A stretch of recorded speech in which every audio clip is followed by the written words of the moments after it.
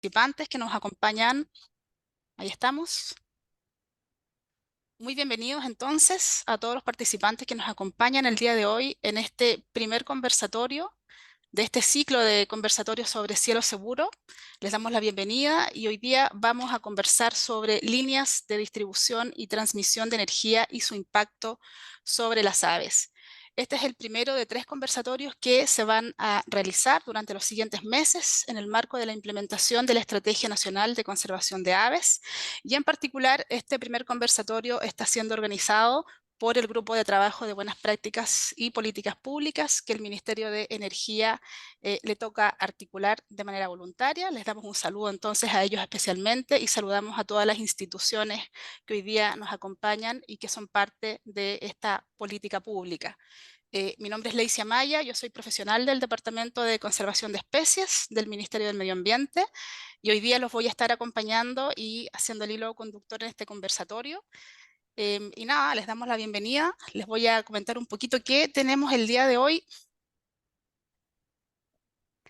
Acá vemos el programa de nuestra actividad del día de hoy. Vamos a estar hasta las 5:30 aproximadamente conversando sobre las problemáticas que afectan a este grupo, a estas aves. Y tenemos 2 expositores de talla internacional. Tenemos a Tomás Altamirano, que nos va hoy día a acompañar. Él, además de ser un especialista, está a cargo de la coordinación de esta política pública, que nos va a dar unas palabras de bienvenida y posteriormente vamos a tener 2 exposiciones breves a cargo de Francisco Santander, consultor e investigador en fauna silvestre, y posteriormente Alejandro Pozo, especialista senior, ¿no es cierto?, del Servicio Agrícola y Ganadero, que también nos va a entregar importante información para posteriormente ya desencadenar el conversatorio para que ustedes puedan interactuar con los panelistas respecto de las temáticas que hoy día vamos a abordar.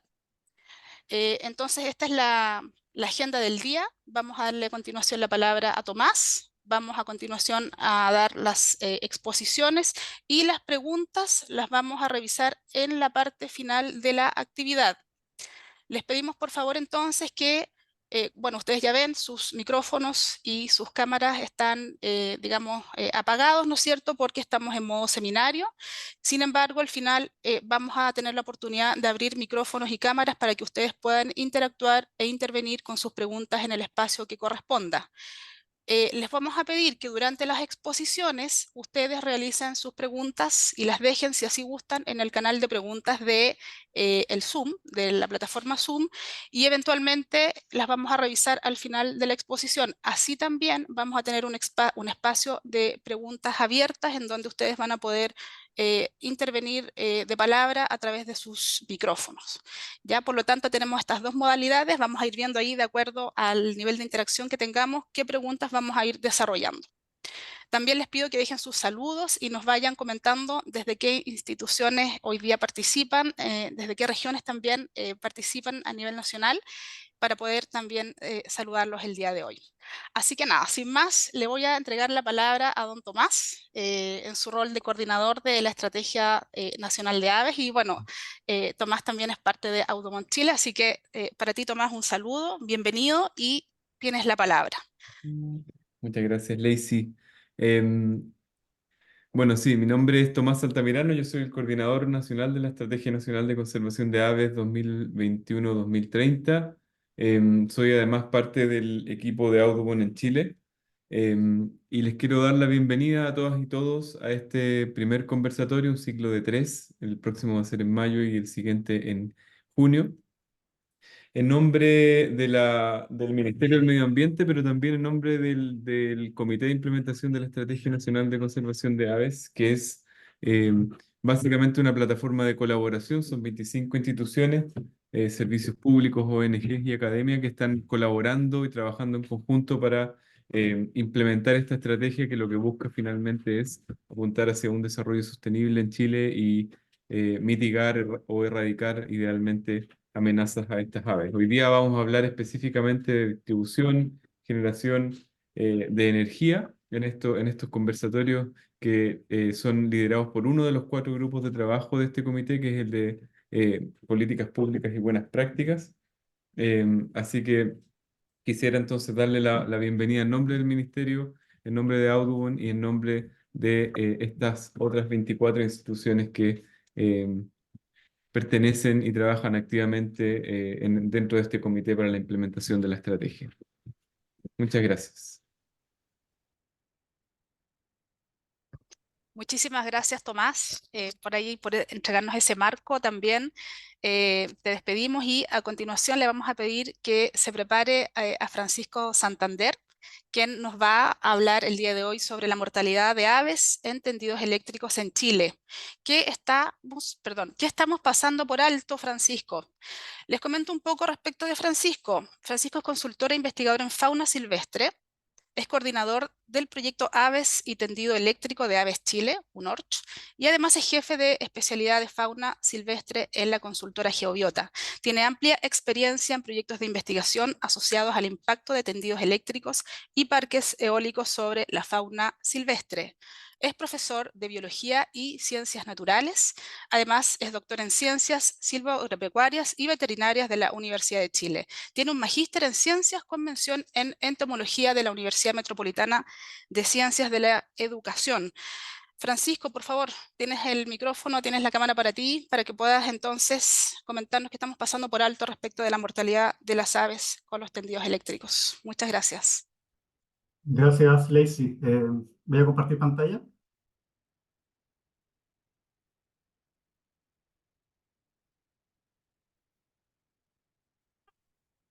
¿Me confirman si se ve como presentación? Por favor. Confirmado. Súper. Bueno, antes que todo quiero agradecer la invitación a este conversatorio. La verdad es que es un tema que nos apasiona bastante como Aves Chile. Ya yo soy parte del directorio de Aves Chile y estoy a cargo de este proyecto de Aves y Tendido Eléctrico, que es un proyecto de ciencia ciudadana en el cual estamos viendo los principales impactos de los tendidos eléctricos sobre aves. Y bueno, hola a todos, gracias por estar acá y obviamente las preguntas que quieran hacer las podemos conversar al final de las presentaciones. Porque el objetivo de esta charla es darle a conocer los principales impactos de los tendidos, ya sea tendido de distribución y tendido de transmisión, y cuáles son las posibles variables o metodologías que estemos pasando por alto para evaluar de forma correcta cuál es el real impacto de los tendidos sobre las aves, para poder considerarlos en futuras evaluaciones ambientales o en medidas que sean en beneficio de las aves. El principal problema que tenemos en Chile ya, y en el mundo con respecto a los tendidos son la colisión de aves con los tendidos de transmisión, la electrocución, principalmente los tendidos de distribución, y algunos casos de atrapamiento de aves en la estructura, ya sean tendidos de distribución y transmisión. Principalmente los tendidos de transmisión, como todos sabemos, el impacto casi en un 100% es debido a la colisión de las aves con los cables, principalmente con el cable de guardia que va entre las torres, ¿ya? Y con menor frecuencia, en muy pocos casos, principalmente de electrocución. Ocurre la electrocución, pero de algunas formas ya particulares, como puede ser el acortamiento de distancia u otros efectos del tendido eléctrico, pero principalmente el impacto es por colisión. Por otra parte, el tendido de distribución, principalmente la mortalidad de aves se da por electrocución, ¿ya? La mayoría de las aves que se encuentran bajo los postes o bajo el tendido de distribución, la muerte es debido a electrocución. También ocurren algunos casos de colisión, principalmente en los tendidos de distribución que se encuentran cercanos a hábitats de agregación de aves, como pueden ser cuerpos de agua, zonas de alimentación o zonas de reproducción. Pero podemos separar los principales efectos de estos tipos de tendidos, ya sea colisión en transmisión y electrocución en tendido de distribución. En Chile tenemos varios datos ya como parte de nuestro proyecto de aves y tendido eléctrico sobre cuál es el impacto real de los tendidos. Hemos analizado algunos seguimientos que se hacen en diversos proyectos de tendidos eléctricos de transmisión y tenemos datos también de mortalidad que aporta la ciudadanía con respecto a las diversas causas de mortalidad en las aves. Principalmente, como les decía, en los tendidos de transmisión tenemos muerte por colisión de aves y un par de casos de electrocución, principalmente, ¿ya?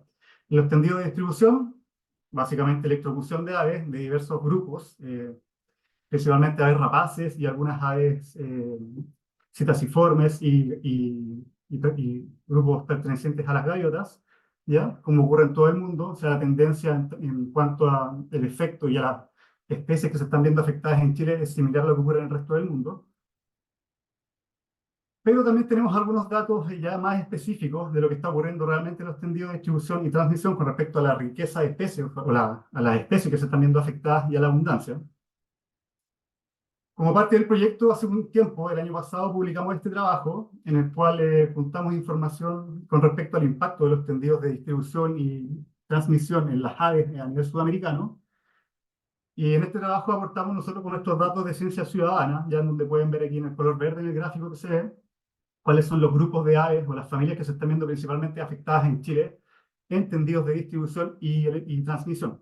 La mayoría de los casos que nosotros tenemos reportados son principalmente datos de electrocución en tendidos de distribución, ¿ya? Porque obviamente la gente, la ciudadanía, se encuentra más asociada a este tipo de tendidos, ya sea en las ciudades o en el radio urbano periférico, ya principalmente reportan estos datos. En cuanto a datos de colisión, básicamente en tendidos de transmisión, es menor la cantidad y aquí obviamente estamos sumando algunos datos que tenemos nosotros como proyecto de investigación propiamente tal. Entonces podemos ver que las principales familias que se están viendo afectadas en los tendidos en Chile, si nos vamos al gráfico en el color verde, ya que son los datos de ciencia ciudadana que aportamos nosotros, tenemos a las principales familias que también se ven afectadas a nivel mundial, que son axipídridos, catártidos, la familia Columbidae principalmente, o Falconi y los estigios, ¿ya? La tendencia es similar en cuanto a la cantidad de especies y a las abundancias, principalmente. Como les decía, esos son datos a nivel sudamericano y principalmente de Chile con ciencia ciudadana, pero ¿qué sabemos en Chile específicamente en cuanto a información bibliográfica o científica que se haya publicado? La verdad es que bastante poco. Tenemos estos ejemplos que les muestro aquí en la lámina, ya que son algunos casos que describió José Luis Brito en la Laguna del Peral, en los Molles principalmente, y unos casos de electrocución que reportó Sergio Alvarado en la revista Spizaetus. Ya más que eso no hay, además del trabajo que nosotros publicamos el año pasado a nivel sudamericano.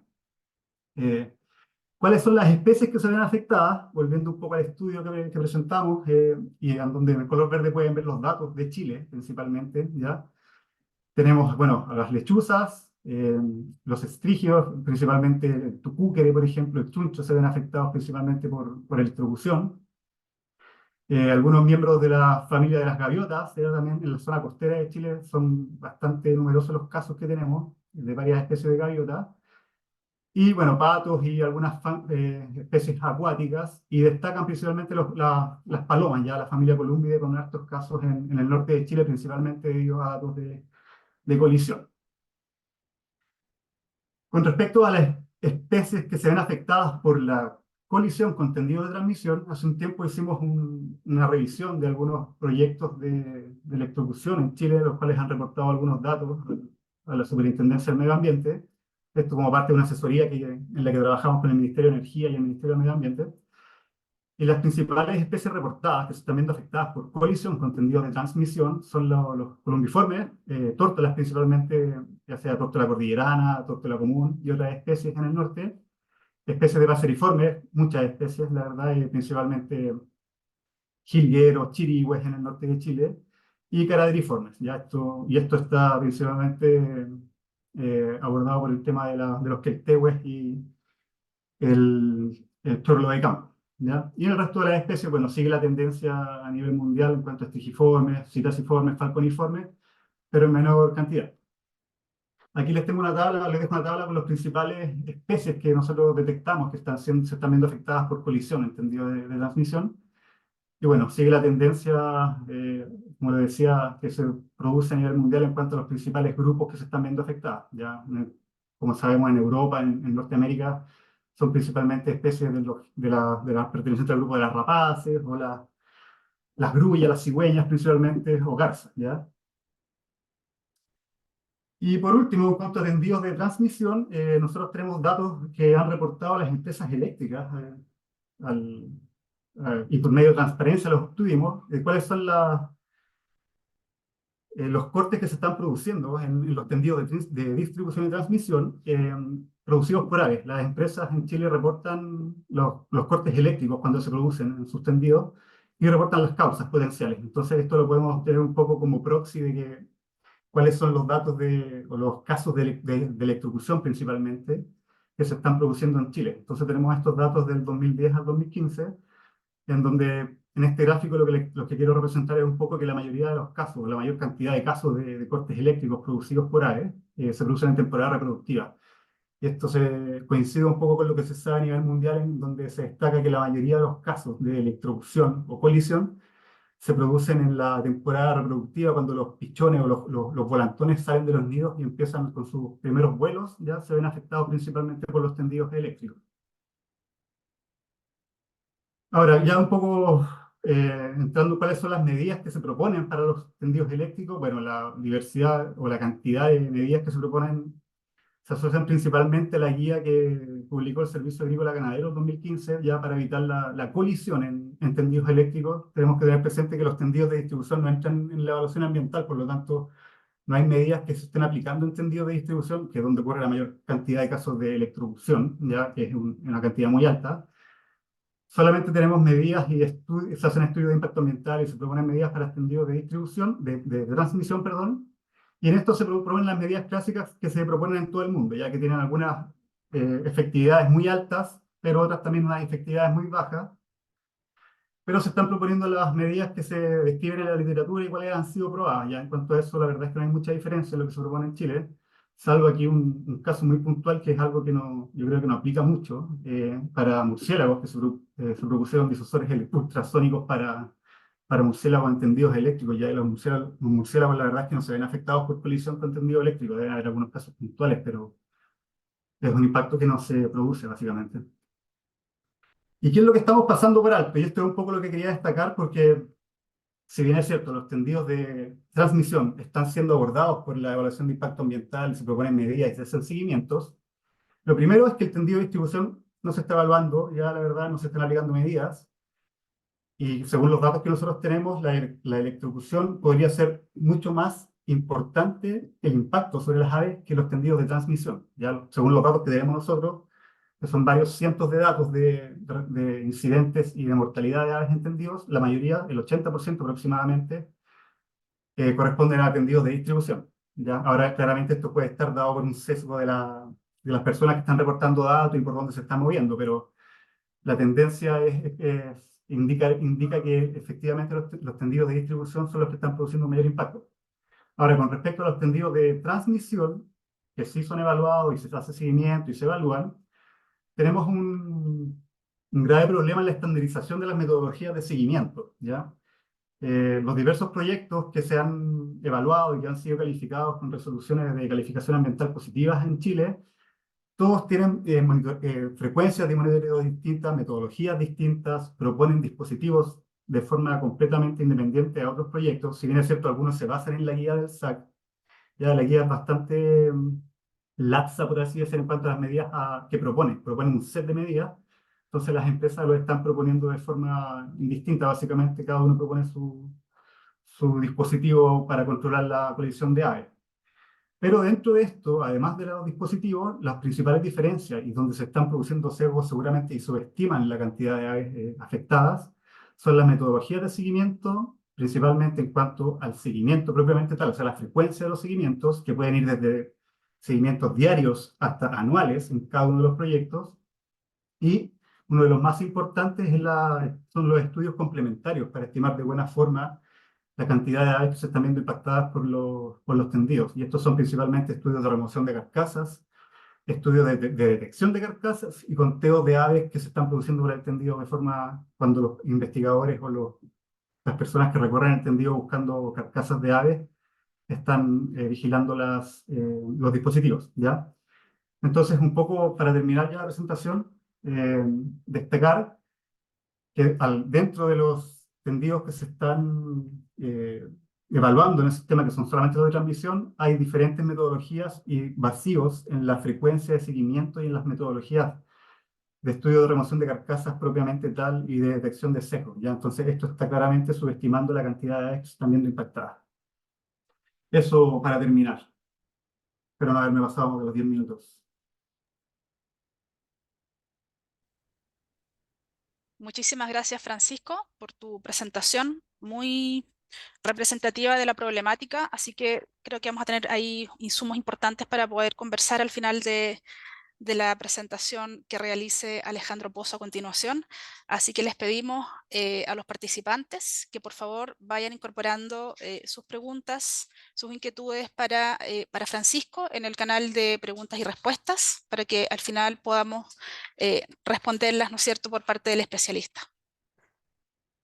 Muchas gracias, Francisco. Y a continuación, para continuar con el programa de este conversatorio, le vamos a pedir a Alejandro Pozo Araya, del Servicio Agrícola y Ganadero, que se prepare con su presentación. Alejandro nos va a presentar sobre la revisión del seguimiento ambiental de las líneas de transmisión eléctrica y su impacto en la avifauna. Alejandro es médico veterinario de la Universidad de Chile y es máster en gestión sostenible del ambiente de la Universidad de Salamanca. Tiene un diploma en cambio climático y desarrollo bajo en carbono de la Universidad de Chile. Tiene más de 15 años de experiencia en el servicio agrícola y ganadero, en donde se ha desempeñado en el área de sanidad animal e inocuidad, como coordinador de programas de vigilancia, mesas público-privadas y de elaboración y actualización de distintas normativas. Actualmente ejerce sus labores en el Departamento de Gestión Ambiental de la División de Protección de los Recursos Naturales Renovables del servicio, y también está encargado de la evaluación de impacto ambiental en el marco del CIA para el componente fauna silvestre. Además tiene gestión en el Sistema Nacional de Anillamiento de Aves Silvestres y un trabajo en la División de Protección Pecuaria respecto del manejo del brote de la influenza aviar de alta patogenicidad y su interfaz en las aves silvestres. Alejandro, con estas credenciales te doy el pase entonces para que puedas realizar tu presentación y queremos saber un poco más del proceso de evaluación entonces en el sistema de evaluación de impacto ambiental por parte del servicio. Muchas gracias y micrófono y cámara son tuyas. Muchas gracias, Lacey. Y gracias, Francisco. También felicitaciones por la presentación. Ahora voy a compartir. Y por favor me confirman si se ve la pantalla completa. Completa, pero... Sí. Ahí estamos, ¿ok? Perfecto. Ya. Ok. Gracias por la introducción.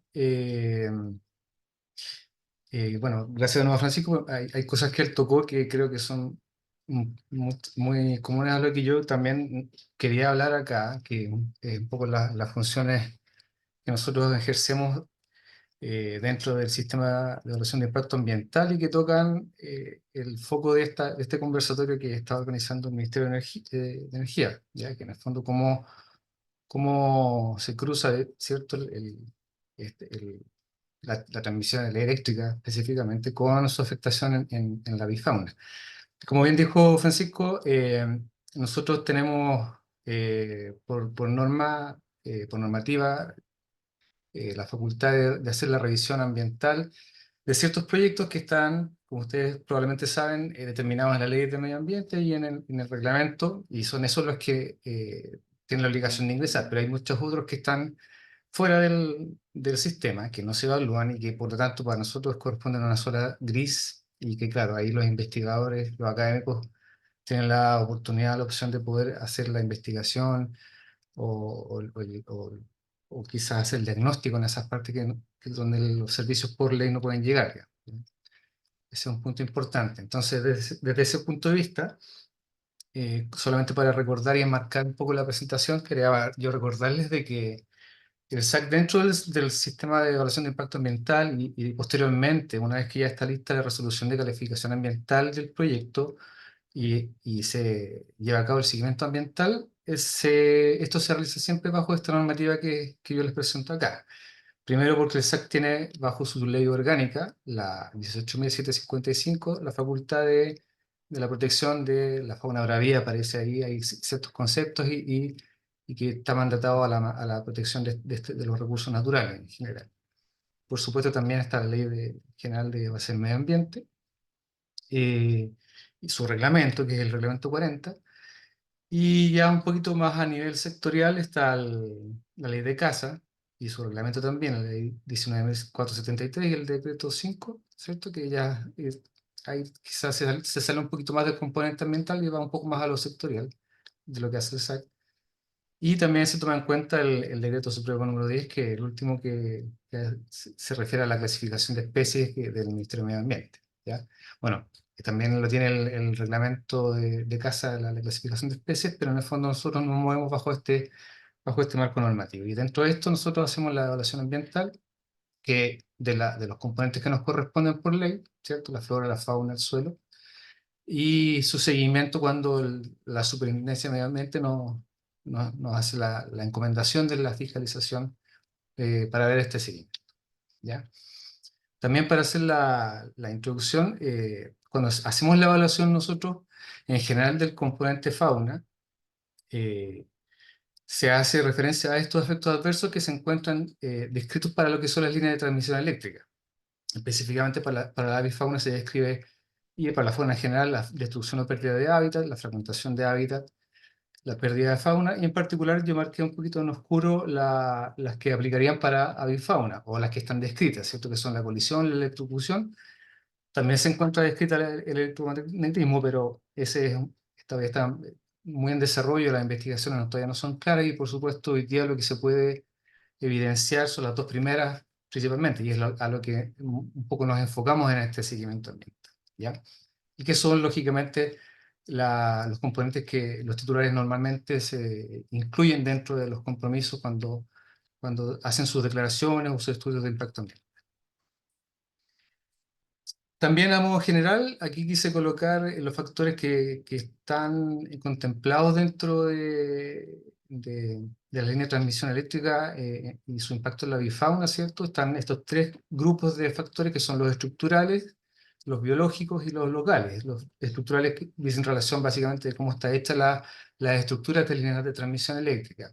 Si hay presencia no adecuada de cable de guardia, para el caso de las colisiones, por ejemplo, que es la columna del medio.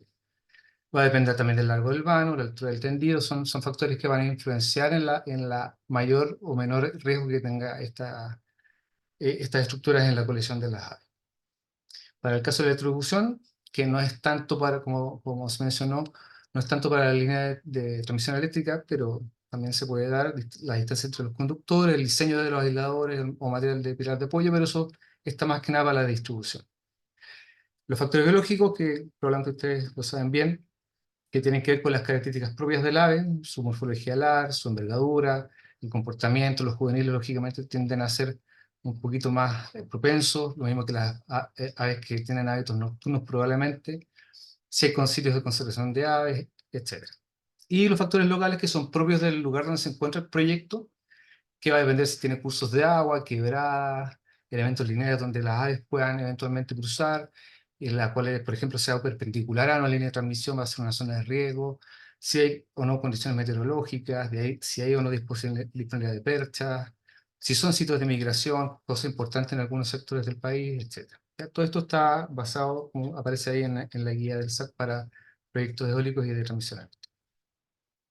Estos son algunos fotos del servicio respecto a este impacto directo que tiene la línea de transmisión, en este caso del norte de Chile, para lo que es la gaveta de Aruma, que también se pueden dar en estos casos. Sobre lo que es las medidas de mitigación, también aparecen algunas sugerencias, más que nada con la ubicación de los conductores, principalmente para las líneas de distribución en todo caso. Y como se mencionó también, la presencia de ciertos tipos de dispositivos anticolisión, que son usualmente mencionados dentro de esta guía y también utilizados por los proyectos. Ahora, específicamente, dentro del rol que hacemos una vez que ya se hizo la evaluación y se hizo la aprobación de la RCA por parte del Servicio de Evaluación Ambiental, es que nosotros hacemos una revisión dentro de una mesa de trabajo con la superintendencia, una revisión de los compromisos ambientales de ciertos proyectos, que entre ellos pueden estar lógicamente los extendidos, y dentro de esta RCA se observan los compromisos específicamente para avifauna. Una vez identificados esos compromisos, se busca la información en el sistema que posee la SMA, en el sistema de seguimiento ambiental, para ver si se encuentran los informes comprometidos por los titulares y si estos informes son de fondo consistentes con lo comprometido. Y ahí se hace una revisión primero, si están presentes los informes, si tienen la frecuencia comprometida, y segundo, revisión de metodologías y frecuencias, plazos, si tiene coherencia con lo diagnosticado en la línea base del proyecto, si hay si los indicadores tienen una evolución que fue, digamos, predicha en el estudio previamente, o en el caso de la declaración cuando son presentados. También son analizados, si es que son presentados en algunos casos, los informes de rutas de vuelo, los monitoreos de colisiones, lógicamente, que son parte muchas veces de estos seguimientos, y la verificación de umbrales establecidos o límites a los cuales se hayan comprometido los titulares. Aquí aprovecho de mencionar este instructivo que nosotros elaboramos el año pasado en razón del contexto de influenza aviar de alta patogenicidad, que como ustedes saben empezó afectando a la fauna silvestre, las aves silvestres. Y claro, Chile tiene un motivo de producción pecuaria que tiene que ver con los planteles comerciales, pero esto también pensando en la posibilidad de afectación de fauna, nosotros quisimos establecer ciertas normas de bioseguridad que están alojadas en este instructivo. Ahora Paola me va a ayudar porque va a dejar disponible este instructivo por si no lo tienen, que es el que deberían utilizar las consultoras y las empresas para poder llevar a cabo el manejo de las carcasas en general. ¿Ya? Eso es un punto importante. Si no les llega, lo podemos después enviar sin problema a través del Ministerio de Energía. Ahora, específicamente para esta presentación hicimos una pequeña muestra de los informes de seguimiento. Acá tomamos 9 proyectos con RC aprobada, 5 eran estudios de impacto ambiental, 4 eran declaraciones. Todos variaban lógicamente en la magnitud, eran, como ustedes ven ahí, los estudios mucho más grandes en extensión que las declaraciones, más que nada para que pudiesen ver la probabilidad de afectación de fauna básicamente por lo largo de esta línea de transmisión. Se tomaron de estos 9 proyectos los informes que se encontraron relacionados a estos compromisos ambientales que tenían en sus resoluciones de calificación ambiental entre el 2016 y 2023, y se revisaron los compromisos ambientales que tenían relación, por supuesto, con colisión y electrocución. Y efectivamente, como mencionó Francisco, nosotros en estos casos de la línea de transmisión nos encontramos mucho más con colisiones que con electrocución, por lo menos lo que reportaban los titulares. Y a partir de esta pequeña muestra, que se puede decir que es lo que se encontró pensando en todos los sesgos que esto puede tener, ¿cierto? Como les mencioné, son proyectos que solamente están en el CEIA, que no abarcan proyectos que no caen dentro del CEIA. Se encontró esto. Fueron 214 especímenes dentro de todos estos informes, más o menos la mitad fueron especies que tenían categoría de conservación, la otra no. En total fueron 37 especies las encontradas que fueron colisionadas, de las cuales 4 tenían categoría. Y en general los proyectos abarcaban zonas bastante grandes, por supuesto, como buena línea de transmisión. En general iban sumándolas todas desde Arica hasta Maule, y también otra porción de proyectos que iban de Biobío a los lagos. Esa es como la caracterización, y por lo tanto va a depender de la ubicación también de las especies que podían colisionar. Esto que parece como un gráfico muy bruto, en realidad solamente es para mostrar lo que nosotros encontramos en base a estos informes. ¿Ya? El total fueron 214 especímenes que se encontraron, la gran mayoría para esta muestra que se tomó corresponde a golondrina de mar negra, básicamente porque, claro, buena parte de esta línea de transmisión están ubicadas en el norte. Lógicamente hay muchos sitios de interés que están cruzando los sitios de nidificación o donde se transita esta especie. Decir, la tórtola, la gaveta de Aruma, que también es otra especie de importancia, porque estas dos tienen una categoría de conservación importante. Y bueno, viene el detalle desagregado para los que vienen después, algunos no identificados, y está el resto. También mencioné con 0, porque también fue parte de la revisión, aunque no se registraron colisiones. Al último se encuentra el capitán chico, que también fue parte de un proyecto que los reportaba y que no encontró especímenes colisionados. Viéndolo de otro punto de vista, sacando las especies que no tienen categoría de conservación, acá dejamos solamente las que tienen, y la gran mayoría, 3/4 de este porcentaje, o de este total, perdón, corresponden a golondrina de mar negra, y también un buen porcentaje del resto corresponde a gaveta verde, que son 2 especies bien emblemáticas desde el punto de vista de la conservación. Visto de otra manera, de los especímenes afectados, como lo mencioné, un poco más de la mitad correspondía a individuos con categoría de conservación, dado básicamente por la golondrina además, y el resto no tenía categoría. Y en cuanto a cantidad de especies, la gran mayoría no tenía, son especies que no tienen categoría de conservación, y el 11% sí, sí lo posee. Eso es más que nada el número de especies, no es un número absoluto de individuos.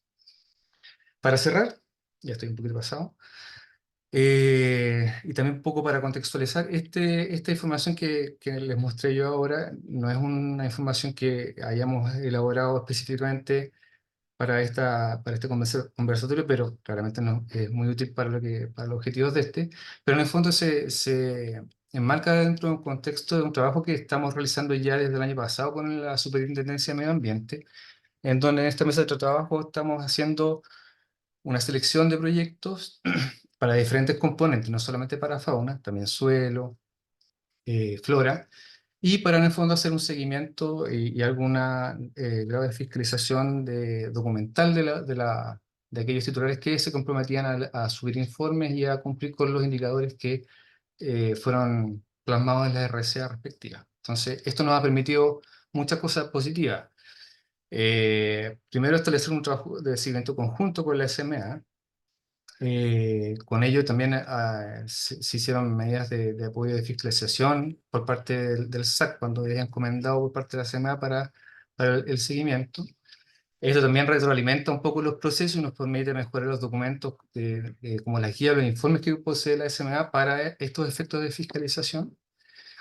Lógicamente esto mejora mucho la interacción entre los servicios y te permite homologar criterios y con eso también retroalimentar al servicio de evaluación ambiental en el proceso de evaluación, porque lógicamente hay muchos procesos que se mejoran dentro de esta revisión. Por lo tanto, son muchas cosas buenas las que se sacan, y entre ellas, lógicamente, es la información que yo les puedo mostrar, y que por supuesto no es obra mía, sino que es obra del equipo acá, y aprovecho también de agradecer la invitación, porque siempre es muy bueno eh, participar, en particular cuando hay otros ministerios que se dedican, que son de otro sector, y que podemos hacer mostrar nuestros resultados en áreas tan distintas, que a veces se encuentran como en este caso. Así que eso era, les doy las gracias y quedo atento.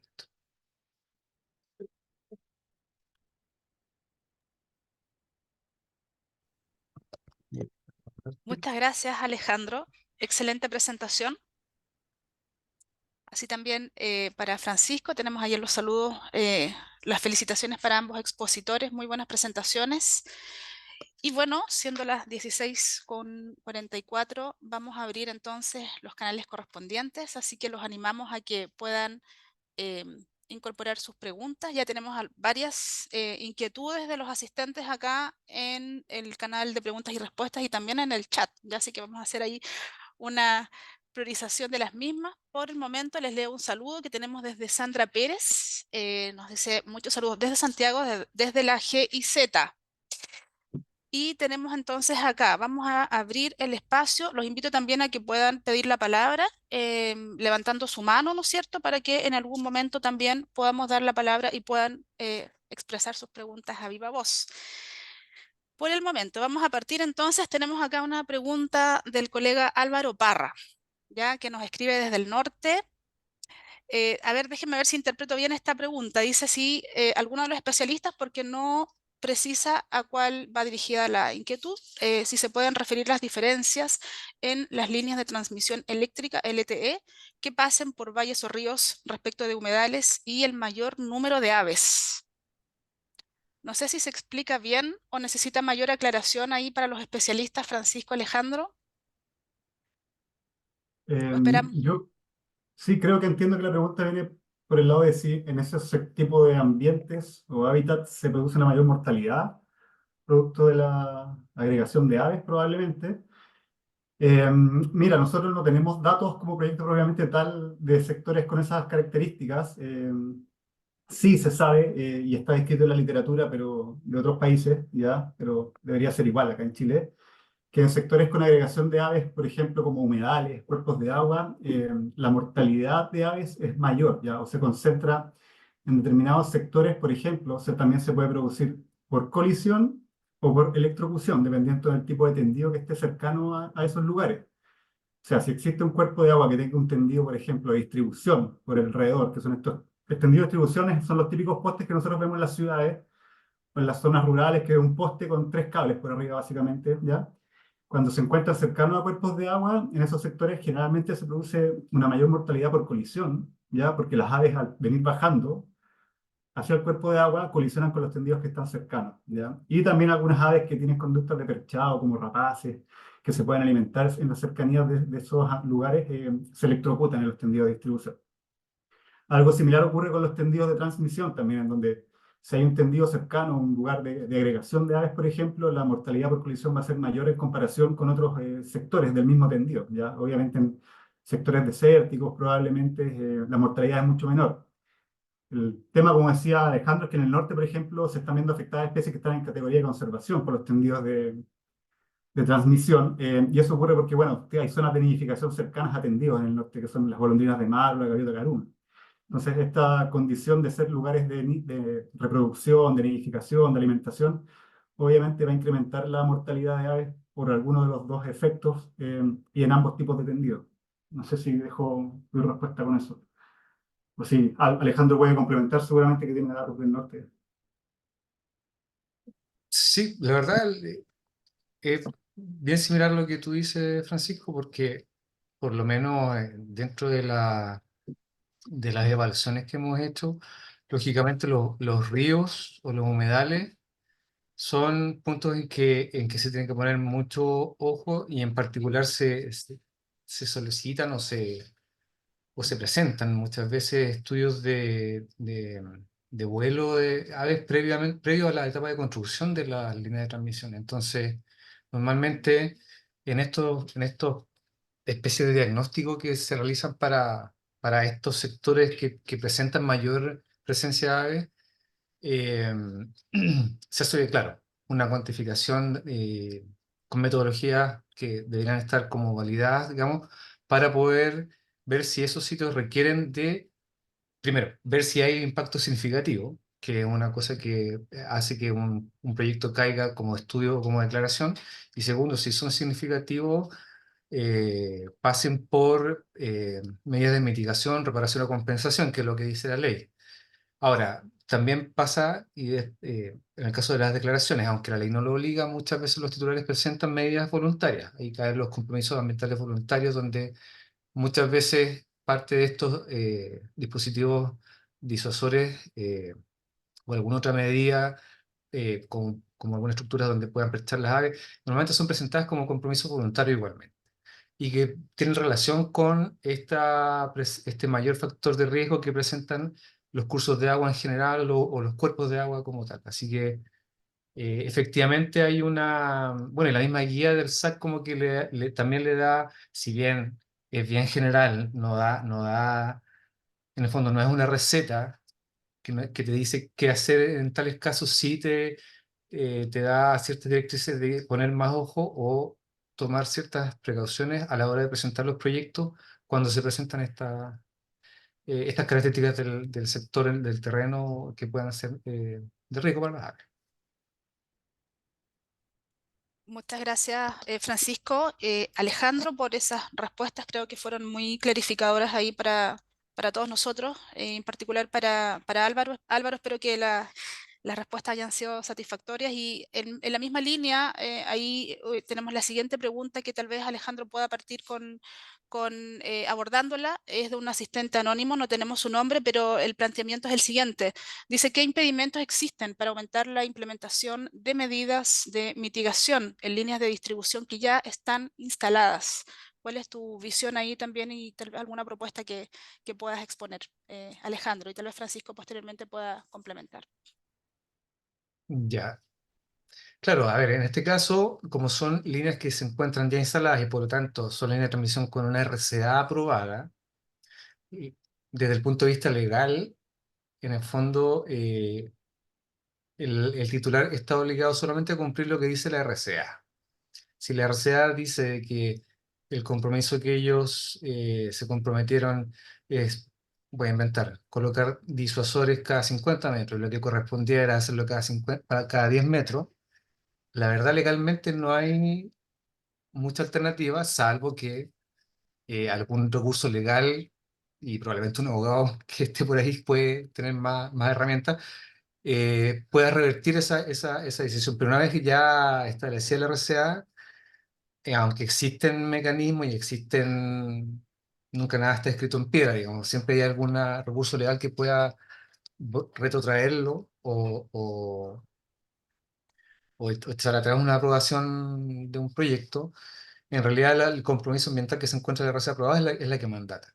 Entonces, algo que se compruebe de que existen, por ejemplo, impactos significativos que no fueron predichos en la evaluación, en el estudio o en la declaración, que salvo que se demuestre bien eso, no hay mucho más que hacer, más de lo que dice la RCA desde el punto de vista normativo. Técnicamente uno estaría de acuerdo quizás en que, claro, muchas a lo mejor son deficientes en varias cosas, pero normativamente, claro, la RCA tiene ese sentido el mandato de obligar solamente lo que dice al titular.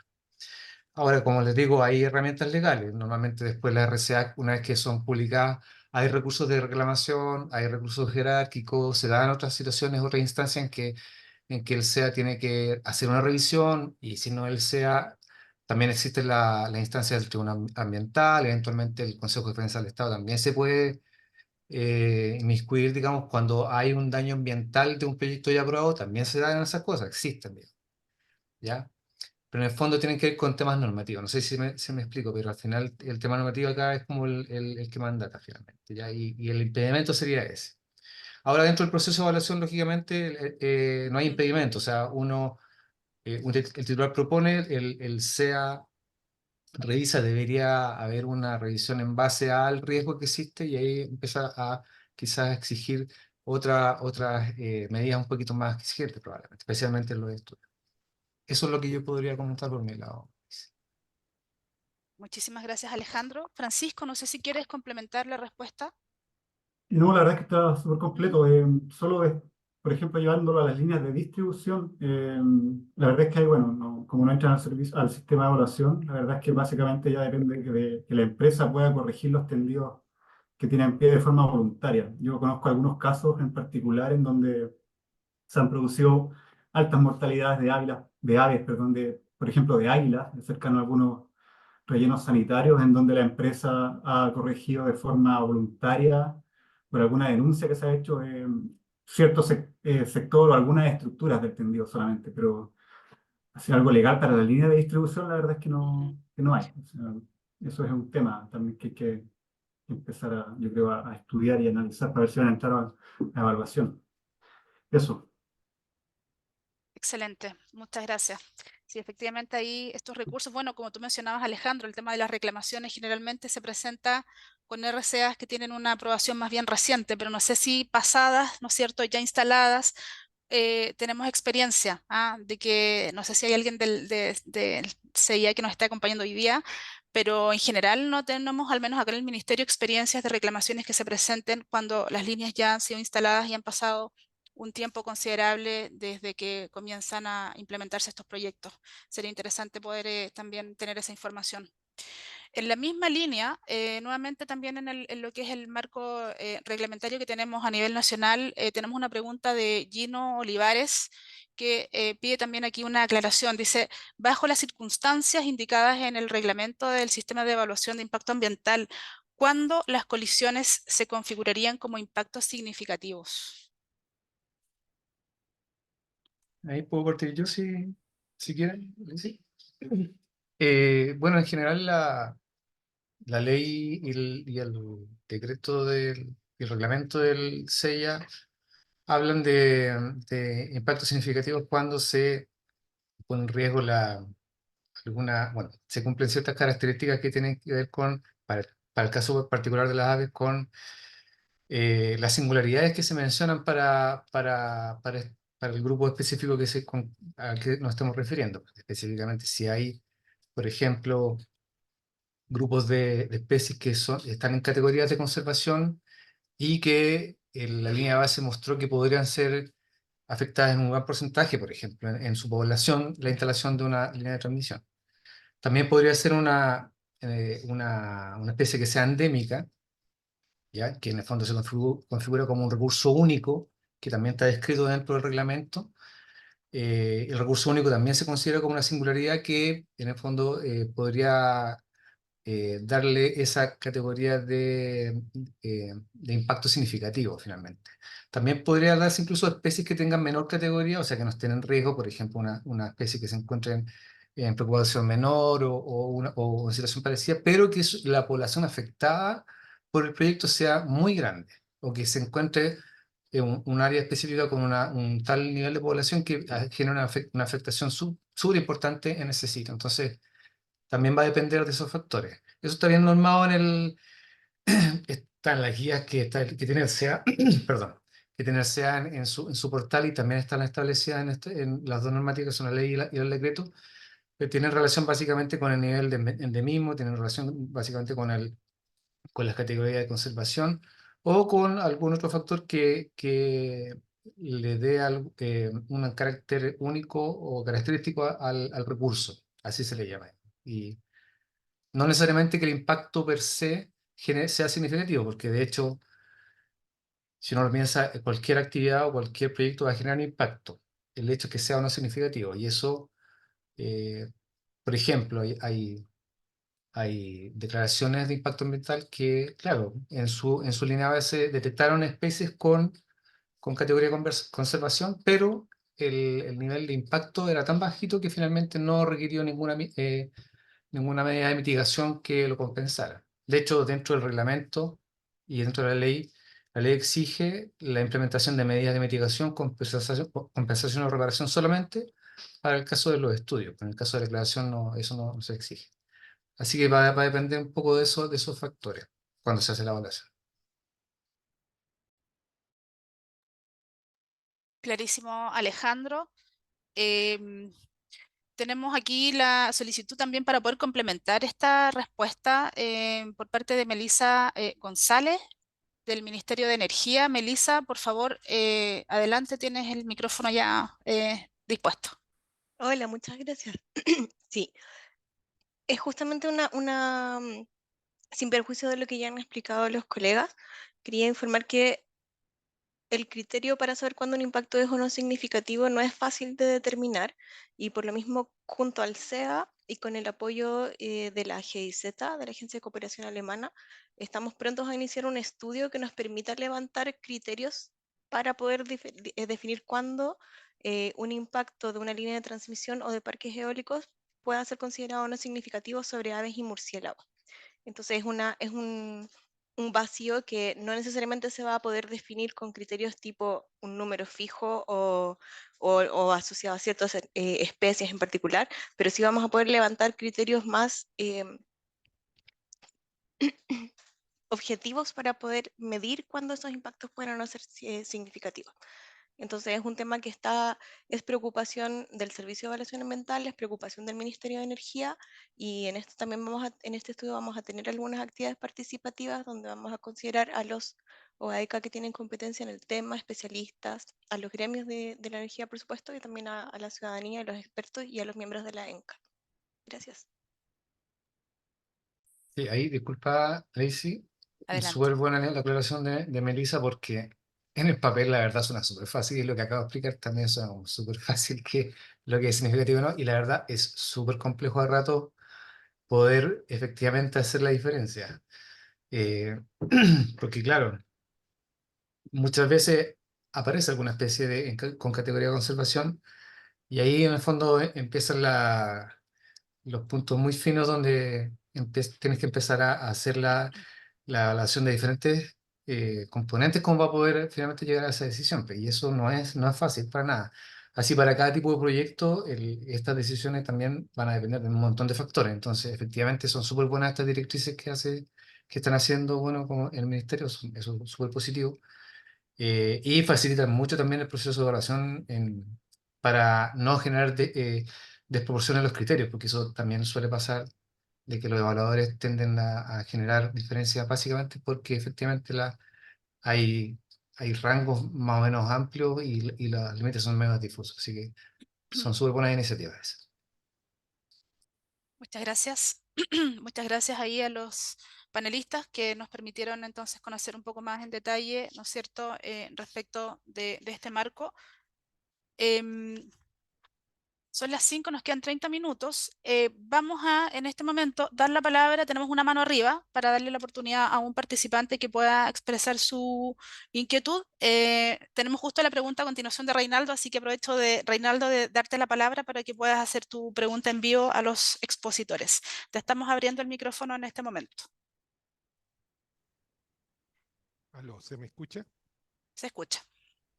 Perfecto. Yo quería preguntar a cada expositor unas cosas y en particular lo que me resume es lo que preguntó Marco Serrano aquí. Eh, ¿Qué efectividad tienen en la disminución de la mortalidad de aves las medidas de perchas y otros antipercheros y cosas por el estilo? Que al fin y al cabo lo que más nos interesa saber si efectivamente cuando evaluamos uno de estos proyectos estamos aceptando que estas medidas generalmente de compromiso ambiental voluntario eh, sean eficientes o no. Nos interesa saber cuán eficientes son los disuasores de vuelo y los antiperchas. En particular, también hay una pregunta que también es esencial, y disculpen que me apropie de ellas, pero creo que son la base de esto, es cuál es el umbral, cómo se puede calcular el umbral en una situación determinada de si se supera 8 carcasas por mes, hay que poner más disuasores, hay que poner más antipercha. Si se encuentra una mortalidad superior al ese umbral, ¿cómo se puede calcular o si se sabe de alguna metodología estándar para hacerlo? Gracias. Gracias, Reinaldo. Así que le damos la palabra a Alejandro y Francisco también para que puedan responder al participante. ¿Comienzo soy yo? Sí, Sí, Francisco, por ya. favor. Hola, Reinaldo. A ver, en cuanto a la efectividad de las medidas, sí están estudiadas, hay mucha literatura con respecto a la efectividad de cada uno de los dispositivos, por ejemplo, de los disuasores de vuelo y de qué tipo de disuasor de vuelo están, por ejemplo, estos que son como resortes que se instalan en el cable de guardia, hay unos que son fluorescentes, unos que son con movimiento, con colores.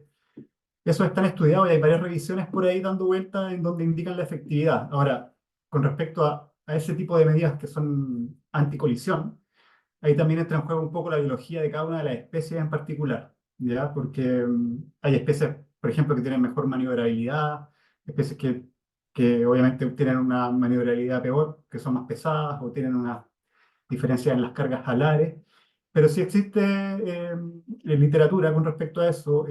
No tengo los valores exactos, pero sí te puedo decir, por ejemplo, de lo que recuerdo, así ahora, que hay unos disuasores de vuelo que son reflectantes y que reflejan la luz, que son bastante efectivos y se han estudiado y se ha comprobado su efectividad en la reducción de mortalidad. Y todos esos estudios se han hecho con estudios en los cuales se tenían valores de mortalidad sin los disuasores, por ejemplo, y después se instalaron y se estudió la mortalidad y se lograron descensos. Los rangos, por lo que recuerdo, van entre un 20% de efectividad hasta un 80%, y eso depende ya del tipo de dispositivo.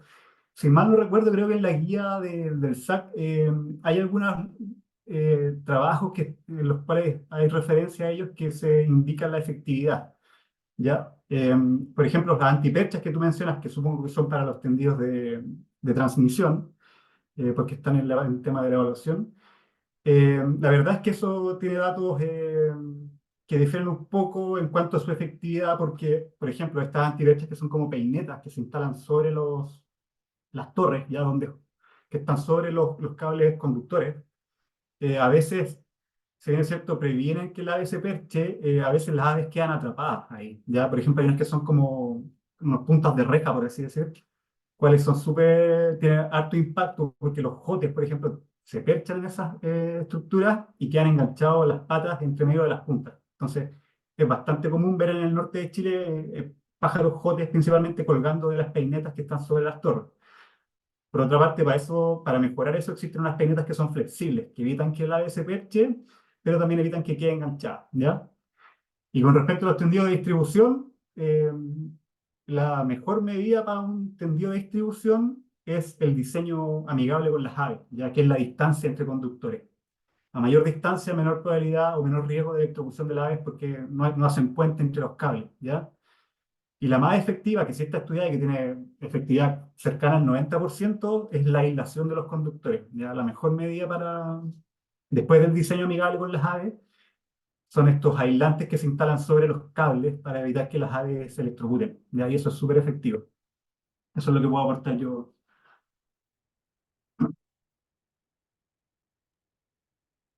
Francisco, muchas gracias ahí por la intervención. Y no sé, Alejandro, si tú quieres complementar lo que señaló Francisco a las preguntas de Reinaldo. Sí, o Ujú, sea, muy de acuerdo con lo adelante. que dice, muy de acuerdo con lo que dice Francisco. Hola, Reinaldo.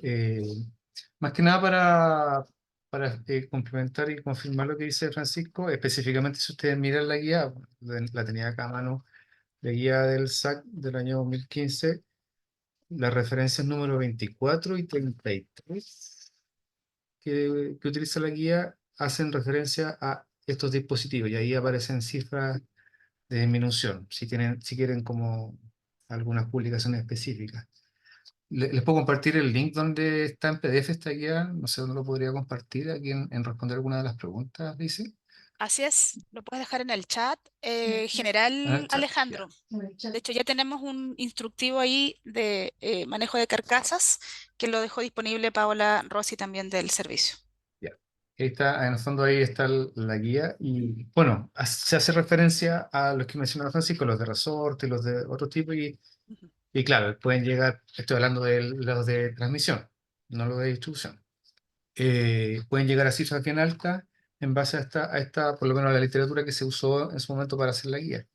Y que, bueno, personalmente, no es una publicación, pero personalmente lo que hemos podido ver en las evaluaciones cuando los titulares hacen o las consultoras hacen finalmente las comparaciones entre sectores, me han tocado estudios o declaraciones que hacen comparaciones de colisión entre sectores con y sin disuasores, claro, hay una diferencia que es bien evidente y ahí disminuye harto, en particular con algunos que tienen ciertas formas específicas, ¿ya? Pero particularmente esas dos referencias son las que creo que les podría servir a Reinaldo. Aprovecho de responderle esta pregunta que me voy a adelantarle y se disculpa la misma pregunta que hizo Reinaldo sobre la mortalidad de las golondrinas negras. Ya iba para allá, así que Sí, bueno, ¿lo contesto muchas nomás? gracias. Sí, Por ya. favor, dale. Sí, bueno, lo que se encontró acá en este caso eran colisiones específicamente, eran tendidos, líneas de transmisión eléctrica, eran naves colisionadas, la verdad era un rango de tiempo bien amplio y por eso eran hartos individuos, algunos de ellos tenían harto tiempo de descomposición, tenían harto tiempo ahí colisionadas según los informes, pero eran colisiones. Y claro, coincide mucho con el comportamiento de las golondrinas en que en la noche, por supuesto, no logran ver, porque estas líneas de transmisión, si no ocupan algún tipo de iluminación, estos disuasores, estos dispositivos no las ven y chocan contra alguno de los cables o directamente con los postes o las torres. Así que eso. Listo, ya Reinaldo Vilés ahí, su batería de preguntas ya respondidas por los especialistas. Así que bueno, tenemos dos muy interesantes preguntas de la colega Beatriz Ramírez de la Seremi Antofagasta, si no me equivoco, Beatriz del Ministerio. Ahí después me soplas. Dos preguntas. Tal vez ahí podamos hacer una para cada especialista. Voy a primero leer la primera pregunta. Dice, en relación con cuál es el tiempo prudente que se sugiere para evaluar que una medida está siendo útil. En algunos casos de evaluaciones de líneas de alta tensión han propuesto 3 temporadas, pero con una alta incertidumbre respecto de la fidelidad al sitio de nidificación. Esto en el caso de las garumas. Y voy a referirme inmediatamente a la otra para que vayamos viendo las respuestas. Adicionalmente, ¿qué metodologías o investigaciones existen para establecer las áreas de tránsito de especies que nidifican en el desierto y vuelan de noche? Por ejemplo, las golondrinas de mar. Les doy la palabra ahí, Francisco, Alejandro, por favor. ¿Quién se ofrece a dar respuesta o algunas aproximaciones a Beatriz. Si quieres comienzo yo con la primera y quizás Álvaro ya, voy. Alejandro, disculpa. Francisco, vamos entonces con la Ya, primera para ti. la estaba leyendo porque se me fue un poco la idea, pero claro, ¿cuál es el tiempo prudente? Mira, el tiempo prudente, según a ver, lo que nosotros hemos analizado con los datos y lo que se ha publicado internacionalmente, se recomienda que sean 3 años, al menos, de seguimiento de forma inicial, una vez que el proyecto está construido, ya que está como en operación, por así decirlo. Entonces tienes 3 años para evaluar si la medida efectiva, ¿ya? Y ver si hay que hacer alguna modificación. Pero esto no implica que tú al tercer año dejes de hacer el seguimiento, dejes de evaluar la medida. Lo que es necesario hacer es que esto sea un poco más dinámico, ¿ya? O sea, si tú encuentras que al primer año estás teniendo una mortalidad alta, tienes que ser capaz de modificar la medida que implementaste, o cambiar la medida, o hacerla, por ejemplo, poner mayor cantidad de difusores de forma más continua en el tendido, en la línea, o modificarla de alguna forma para que disminuya la mortalidad. Y eso tienes que evaluarlo, como te decía, a los 3 años, y si eso no ocurre un cambio, se mantienen los niveles de mortalidad y tú quieres disminuirlos, tienes que volver a aplicar la medida y volver a seguir por 3 años más, ¿ya? Eso es lo aconsejable y lo que está escrito en base a varios estudios en los cuales se hacen seguimiento, ¿ya? Tampoco tiene mucho sentido proponer una medida o un seguimiento por toda la vida operativa del proyecto, probablemente. Es mucho mejor hacerlo de buena forma, con buenas medidas de seguimiento en los primeros 3 años para evaluar efectivamente cuál es la mortalidad. Y esto, además de ir a evaluar la medida, implica un seguimiento que tenga una correcta metodología, ¿ya? Y esto implica hacer un seguimiento más continuo en el tiempo. Y también lo que se sugiere dentro de estos 3 años, por ejemplo, es visitar el tendido, ver dónde están instalados los dispositivos, también compararlo con tramos del tendido que no tengan dispositivos para ver si efectivamente hay mortalidad fuera de este tramo con dispositivos. Y evaluarlo de buena forma con la metodología. Esto implica, y con la frecuencia, como estaba diciendo, ir de forma continua, por ejemplo, los 2 primeros meses, ojalá ir de forma diaria. Después, de forma quincenal, un par de meses, 3 meses, y después empezar a separar el monitoreo en el tiempo, ya cuando tú tengas una buena cantidad de datos, y datos reales, por así decirlo. Y además complementarlo con metodologías que sean, por ejemplo, estudios de remoción de carcasas, efectividad de los investigadores, de las personas que están recorriendo la línea, y otras metodologías más para tener el valor real, ¿ya? Para acercarte de la mejor forma posible a cuál es el valor real de la mortalidad. Porque si tú no vas de forma continua o seguido en el tiempo y vas, por ejemplo, una vez cada 3 meses de forma trimestral, tú vas a ir probablemente a los 3 meses y no vas a encontrar nada, no vas a ver ningún pájaro por la actividad de los carroñeros, porque las aves son muy pequeñas y desaparecen básicamente a los 3 meses, o porque hay mucho viento en el sector. Entonces, por eso es aconsejable poner un buen plan de medidas de seguimiento, además de la medida propiamente tal, que serían los dispositivos disuasores de vuelo, por ejemplo. Eso es lo que yo creo que da respuesta a la primera parte de la pregunta. No sé yo creo que Alejandro, tú vas con la segunda, probablemente. Sí, bueno, también quería complementar lo que decías tú, que bueno, efectivamente es lo que mencionas. Nosotros en el SAC tenemos, eh, dentro de las guías que elaboramos, también con el SEA, hablamos siempre, por lo menos para los estudios de impacto ambiental, mencionamos 3 ciclos reproductivos, claro, que pueden ser normalmente 3 años o eventualmente como piso mínimo también, porque, claro, se dan situaciones en que efectivamente hay aves que nidifican en un sector, después cambian de sector, después regresan al mismo sector. Entonces va a depender efectivamente de la importancia de esos sitios de nidificación, eh, y como dice Francisco, de qué tan robusto sea la metodología, el seguimiento que proponga el titular, cómo va a poder hacer la adecuada evaluación para ver si esta evoluciona finalmente como se predice. Porque finalmente estas son predicciones de impacto que a veces Claro.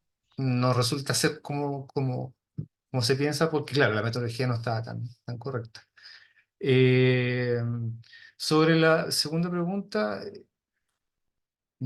claro, o sea, a ver, por lo menos el servicio en las regiones en el norte hay varios trabajos que trata de hacer la gente del SAC en el norte, eh, donde tratan de básicamente las migraciones y estudios que tratan de documentar un poco el comportamiento, por ejemplo, el de la golondrina de mar negra. Eh, claro, en el caso de la golondrina de mar negra, está un poquito más, entre comillas, suena feo, pero está un poquito más de moda. Me refiero porque, claro, hay mucho proyecto que tiene particularmente impacto porque ha tenido que hay muchas zonas que se ha iluminado que antes era oscura y eso, claro, es un factor que puede afectar a esta especie. Entonces, en particular si no me equivoco, a lo mejor tú me puedes corregir, Pau, hay publicaciones que ha hecho el SAC en el norte que ha hecho algunos estudios para estas especies que son un poquito más sensibles. Eh, Ahí te doy el paso, Francisco, la verdad, metodología específica, en este momento no recuerdo. Ah, sí, para aves nocturnas, que vuelan de noche, básicamente, bueno, o sea, están algunas de las clásicas que podría ser estudiar aves con estos visores nocturnos, que es una tecnología que ha avanzado mucho en el último tiempo. Ya hay unos que son bastante potentes y te pueden dar radios de observación de varios cientos de metros. Eh, y básicamente para determinar rutas de vuelo, ese tipo de estudio implica un esfuerzo de muestreo bastante potente. O sea, muchas horas de observación, ojalá bien continuo en el tiempo. Se pueden complementar con otras metodologías que son más recientes. Por ejemplo, bueno, últimamente en el sistema de evaluación se han eh, dado a conocer harto el tema de los radares, por ejemplo, para identificar aves.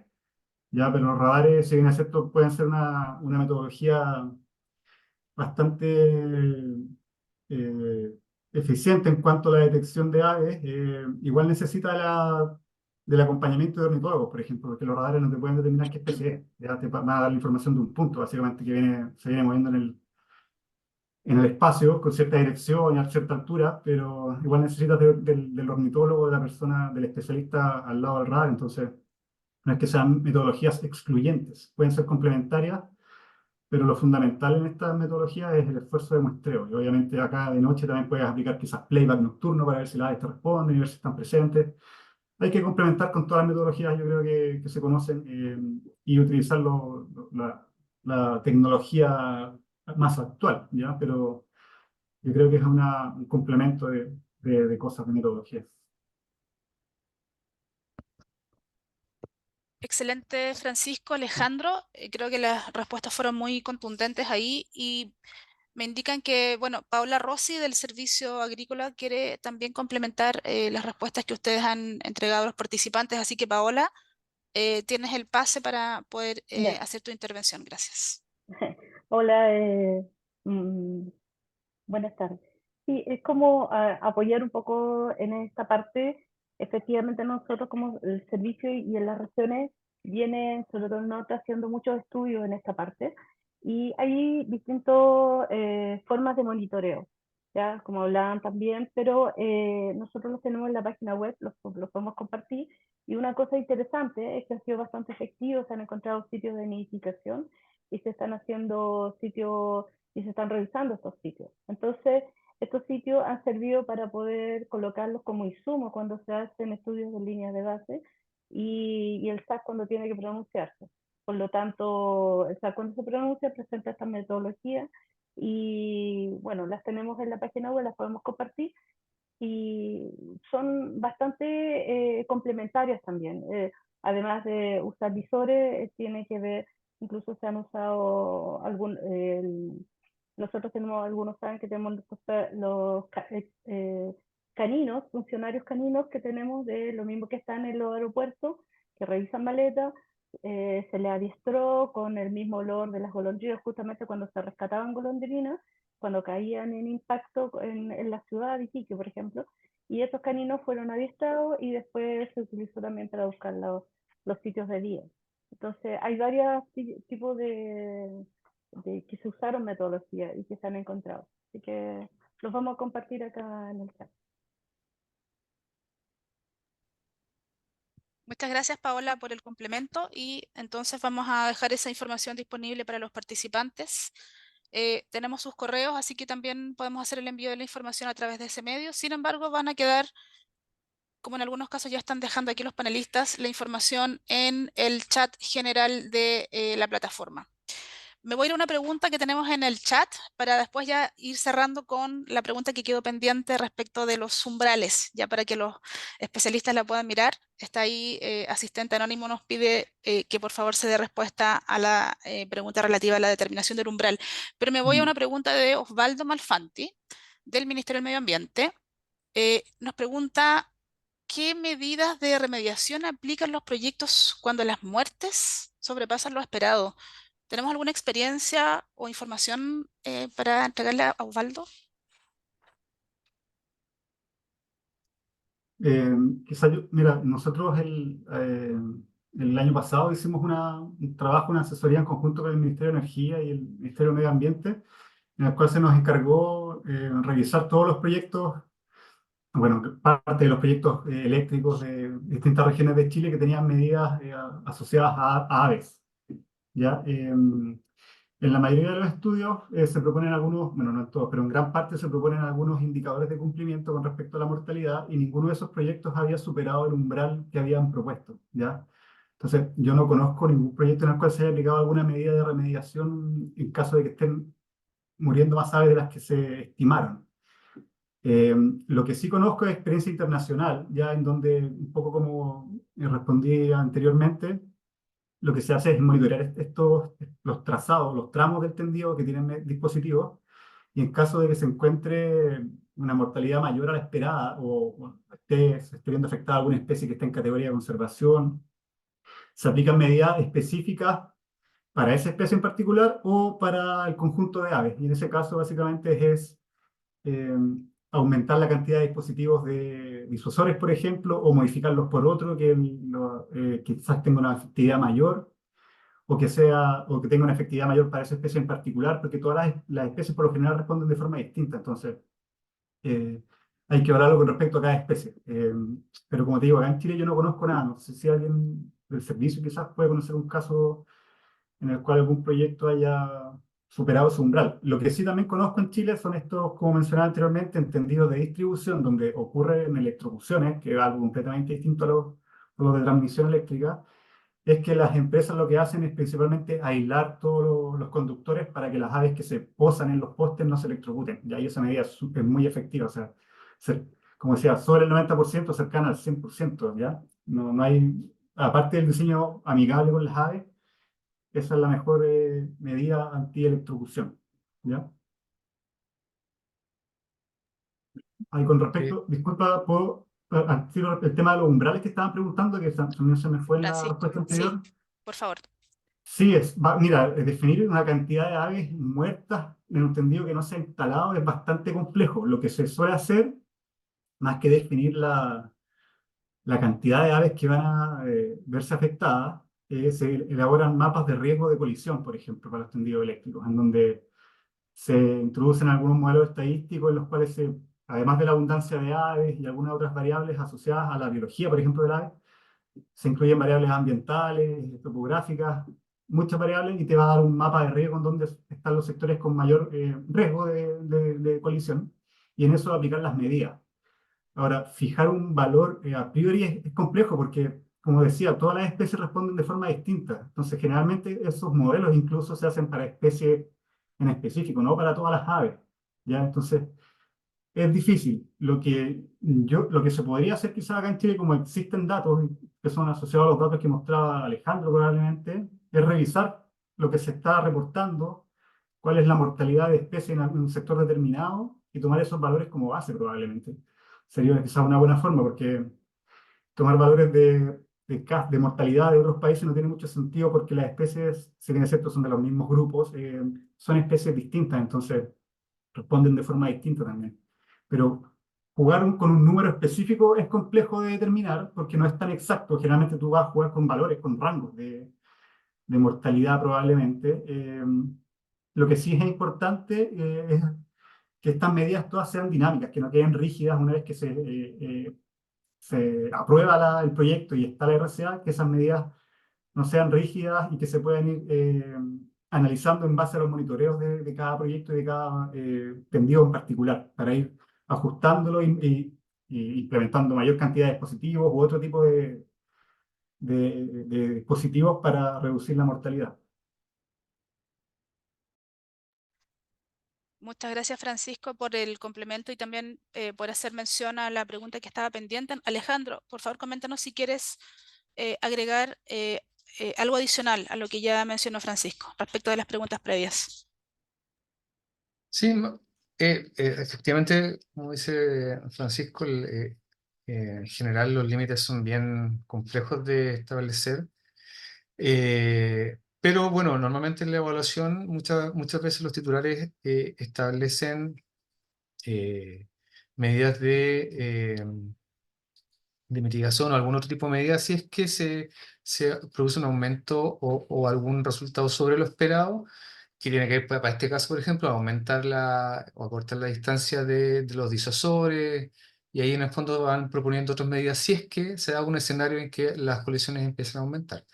Yo particularmente, eso es más frecuente en los parques eólicos, que es otro tema, digamos, pero que por el movimiento de las aspas, claro, ahí es más probable sean otro tipo de fenómenos, pero ahí tienen otras medidas, normalmente les dan una velocidad de arranque distinto, o dicen o mencionan que van a detener tal torre si es que se produce o se escapa el número de colisiones, etcétera, etcétera. Ahí es como que como el movimiento en el fondo está presente, es diferente. Acá por lo menos lo que se ha visto en nuestra experiencia es que, claro, en la medida que, más allá de un umbral, que a veces lo ponen, a veces no, es si se da una alteración en el número en el seguimiento que ellos hagan, proponen muchas veces estas medidas adicionales a las que propusieron inicialmente. Muchas gracias, Alejandro. Nos quedan 2 minutos. Solamente comentarles que colega acá del Servicio de Evaluación que trabaja en materias relacionadas con evaluación ambiental nos comenta que em, en el artículo 74 del reglamento del Servicio de Evaluación de Impacto Ambiental se establece la posibilidad de revisar las resoluciones de calificación ambiental que estén aprobadas, ¿no es cierto? Esto en el caso que los planes de seguimiento se alejen mucho de los valores esperados, así que esto nos permite dar y responder a una de las preguntas iniciales del conversatorio, ¿no es cierto?, por parte de los participantes, y esto sí puede ser solicitado por el propio titular, en caso que detecte, ¿no es cierto?, inconsistencias, o por los afectados, y en este caso la comunidad es la que vendría a representar a las aves, ¿no es cierto?, como grupos afectados por los proyectos. Antes de cerrar y agradecer a todos los participantes, le quiero dar la palabra a Tomás para que nos comente respecto de unos estudios que ya están disponibles para la comunidad a propósito de un convenio entre Energía y Ministerio de Medio Ambiente. Tomás, te doy la palabra para que vayamos ya cerrando la actividad del día. Muchas gracias, Lacey. Muy, muy interesante todo lo que salió acá, las preguntas, las respuestas, las presentaciones. Le doy las gracias también a Francisco, Alejandro, bueno, y a Lacey y a todo el equipo detrás, en realidad, por el Ministerio del Medio Ambiente y el Ministerio de Energía, de Agricultura, y veo al SAC representando también, por hacer que este conversatorio salga de tan buena manera. Muy interesante todo. Tenemos prueba de eso, que hay más de 30 personas aún que se han mantenido durante todo el conversatorio. Y esto va a quedar además grabado seguramente, y va a quedar disponible para el resto de los que se lo perdieron. Sí, que en el año 2022, fruto de un convenio de colaboración entre el Ministerio de Energía y el Ministerio del Medio Ambiente en el marco de la Estrategia Nacional de Conservación de Aves, se realizaron 3 informes técnicos que están disponibles. Em, no sé si podemos dejar los links en alguna parte en el chat o en alguna parte que queden disponibles para las personas que lo quieran ver posteriormente a la grabación. 3 estudios técnicos, y entre uno de ellos lo realizó Francisco. Ese es el de análisis de efectividad de medidas de diseño y mitigación de impactos de proyectos eólicos y de transición y transmisión sobre aves y murciélagos.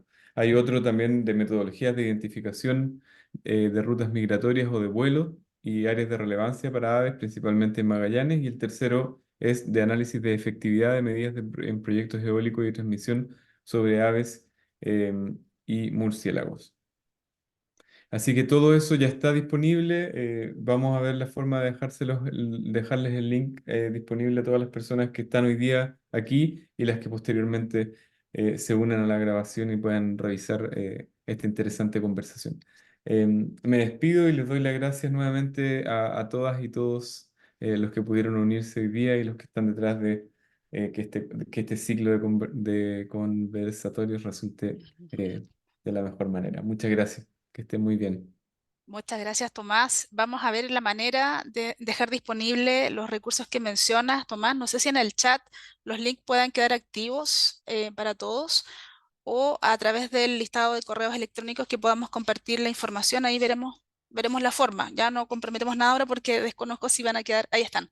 Ya están todos con acceso a través de internet. Están los links activos ahí.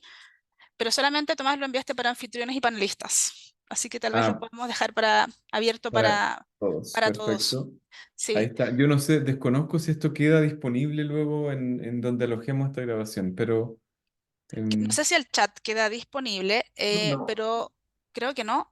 Pero no, vamos a dejar. lo que queda disponible en la grabación, lo que sí va a Ajá. quedar disponible es el listado de todos los participantes que participaron en la actividad, sí, esto queda disponible para Excelente. enviarles alguna información. Perfecto. Vamos a tener sus correos electrónicos, entonces probablemente a partir de esos correos vamos a hacerles llegar la invitación para el siguiente conversatorio, que es el día 16 de mayo, y ahí vamos a estar conversando sobre proyectos de energía eólica y el impacto que tienen en las aves. Así que desde ya quedan todos invitados. Además, los invitamos a que visiten la página de la Estrategia Nacional de Conservación de Aves, estrategia-aves.mma.gov.cl, que es la página y el repositorio de información donde se va dando cuenta de la implementación de esta política pública. Van a encontrar información sobre gobernanza, recursos, contacto y otras informaciones de interés, así que para que lo tengan en mente, les voy a pedir al equipo organizador, por favor, que pueda prender sus cámaras para que saquemos una foto también, para ya ir cerrando. Lamentablemente no podemos abrir las cámaras de todos los participantes, así que ciudadanía, le vamos a pedir que para el siguiente conversatorio nos permita que todos podamos estar en cámara al final de la conversación para que dejemos registro. Así que ahí me ayudan con la fotografía, ahí los colegas.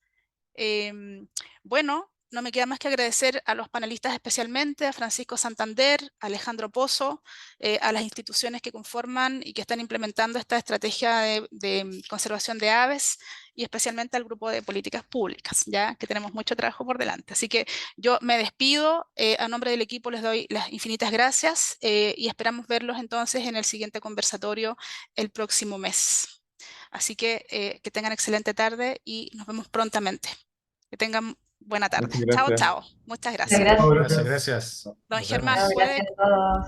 puede cortar la grabación nomás, Germán Venegas.